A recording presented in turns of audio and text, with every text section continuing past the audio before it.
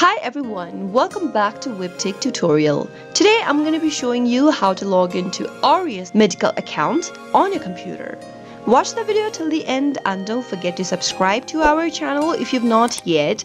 Press the notification bell icon so that you'll never miss another upcoming upload from us. Start off by opening up a web browser and in the URL box, type in www.aureusgroup.com and press enter on your keyboard.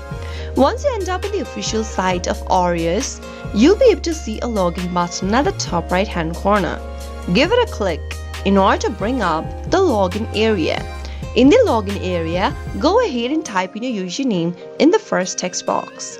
Once you do that, head over to the password field and type in your password. In case you don't remember your password, click on Forgot Your Password link and follow the on-screen prompts in order to reset to a new password. After everything's typed in, click the Sign In button in green and you'll be able to get access to your Aureus Medical account. That is how it can be done. I hope you found the video to be helpful. If you did, go ahead and give us a thumbs up. I'll be back soon with more videos like this. Thank you for watching.